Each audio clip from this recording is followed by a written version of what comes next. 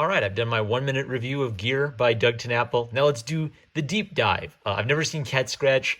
Everything I've read and heard says that Gear is completely different than Catscratch, apart from having like the rough ideas of the characters that were later adapted by Nickelodeon into the TV show. So my basic thesis is that Gear, I think it's one of Doug Tennapel's best books, and it's actually his first graphic novel.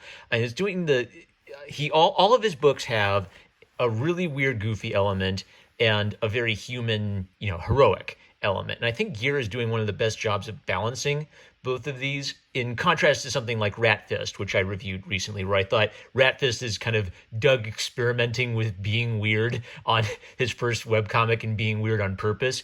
Gear has a weird setup, but then it uses the weird setup as a setting to tell a story. So it's sort of like you get used to the weird setup because that's just the scenario the characters are in. It's my thought of it is this is kind of Doug's take on Lord of the Rings with goofy cartoon cats fighting insects and dogs with giant robots, but it's heart and soul. It's Lord of the Rings. So I'll show you. Let's find out how. So the opening pages are about these kind of like cartoon Disney-esque dogs.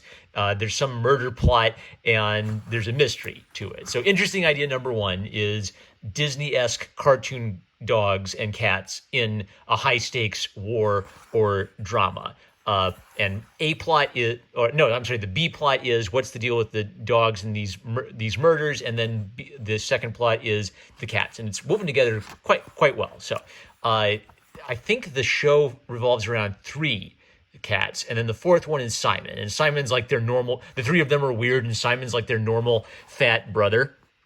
And so because it's a war, one of the things that's surprising is there's death, and there's actually like serious consequences of death in this world. So Simon is killed in the very first fight.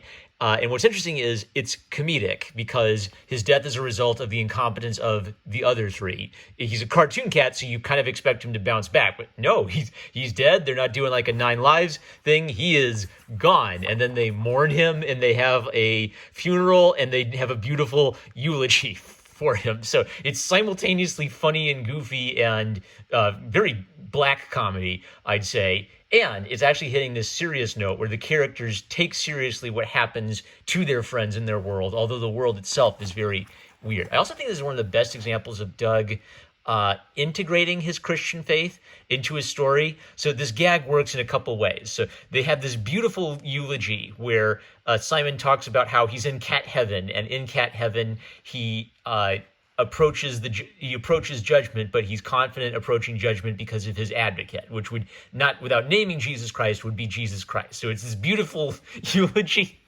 about this dead cartoon cat and his trust in Jesus Christ. But then it works because it just like bam, this eulogy. So it works in itself as a gag because it's so serious, contrasted with the absurdity of the whole world. And then this is important from a lore aspect because then the cats are in heaven and they look down on the war and make commentary on the war. So cats and dead dogs and bugs being in heaven has relevance for the rest of the plot throughout this. So one of the things I want to praise about the setup is it's deceptively simple. So cats and dogs fighting each other in a cartoon world, you've seen that. It's like if you say, oh, cats versus dogs, I get that. That's so normal. But then Doug adds in insects.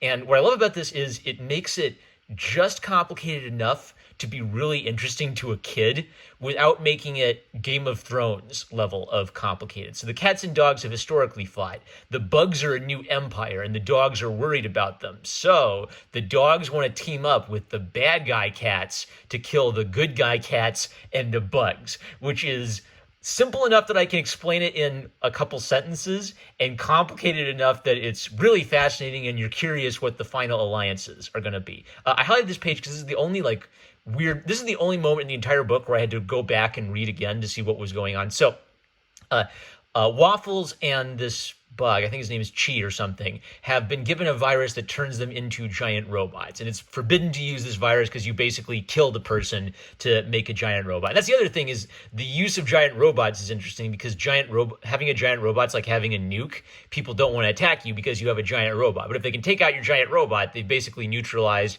your main defensive weapon, and then they can send in the ground forces to take you out. So as the dog subplot is explained, like there's this professor who's trying to protect the forbidden mechanical object. I forget what it's called, but basically you find out it's the gear, or the gear of the title, the forbidden weapon.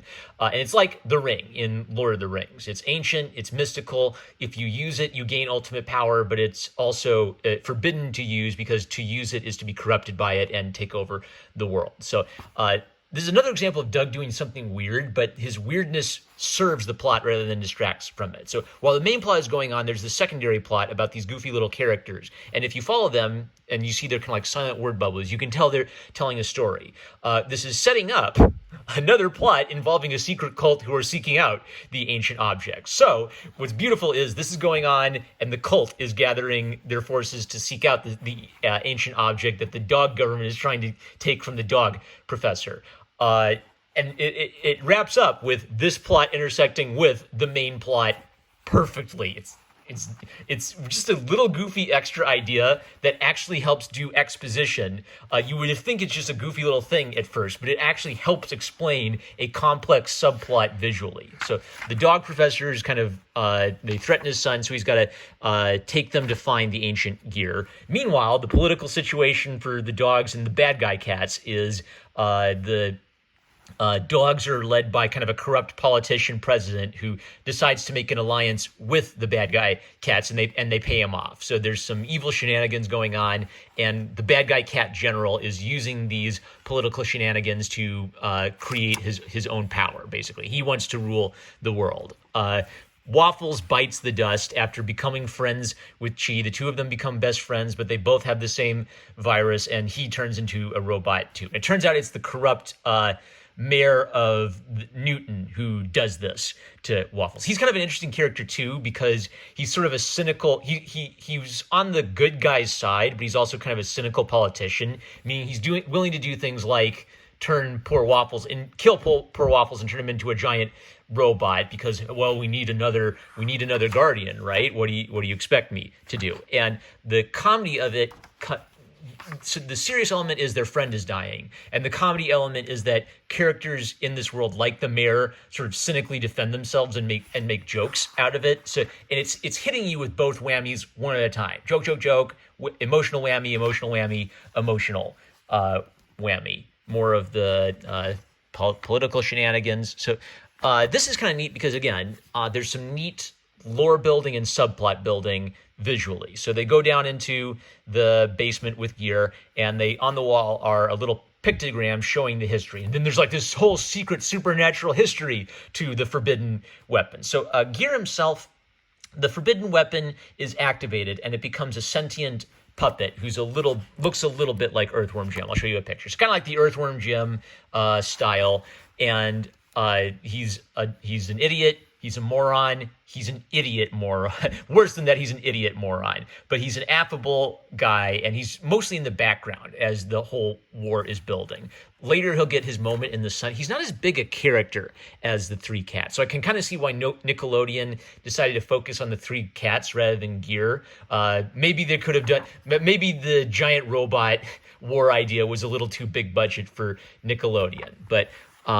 okay, this is kind of interesting because I think I know what Doug Tennapel is referencing here. So C.S. Lewis has a quote in one of his books. It might be Abolition of Man or Mere Christianity, where he says, "It's possible for Christians who are soldiers on two sides of a war to kill each other in battle and meet each other in heaven, and perhaps they laugh over the whole situation when they're in heaven." So Chi the insect and Waffles are in heaven looking down, and they're happy, but they're kind of surprised by the irony of the whole situation as they see the insects at war with the good guy cats. They get the bright idea to go down and tell the insects and the good guy cats to stop fighting because the bad guy cats and the dogs have planned it all to force them to kill each other. Then when they're weak, the bad guy cat and dog alliance will come in and sweep them up.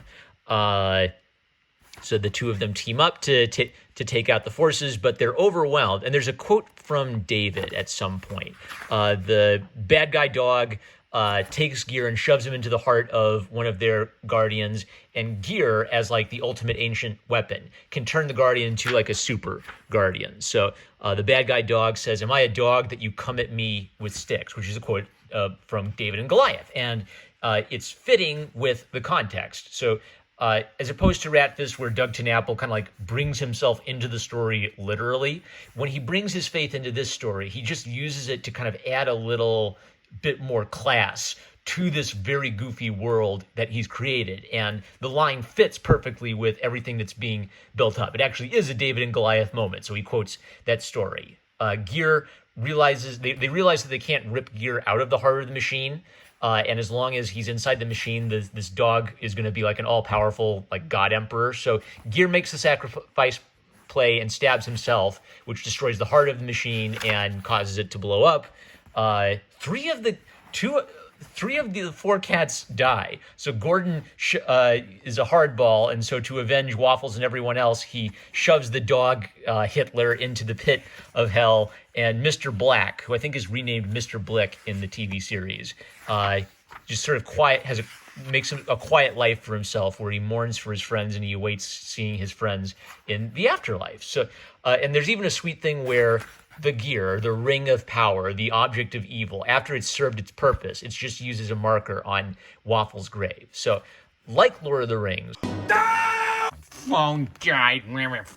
All right, so what I was going to say is the Lord of the Rings connection. So, not only does the Gear have shades of the ring in it, the professor dog, the good guy dog, decided to hide it in Newton because the cats in Newton are they're good guy cats, but they're kind of idiots, and they're the weakest people in the geopolitical politics of Gear's world. So the idea is take the most powerful object in the world and hide it where no one would think to look, with the weakest and least the people least capable of defending themselves. The ring is hidden in Hobbiton because the hobbits are plain ordinary people who are so ordinary they're beneath the notice of these massive, powerful forces ruling the world of Middle-earth. So Doug Tennapel has good sources of information in his imagination, and Gear's one of the best examples of him making something that's weird and uniquely its own, while borrowing little bits and pieces from good stuff like Lord of the Rings. Gear isn't Lord of the Rings in that it's its own completely unique, weird thing, and I would highly recommend it.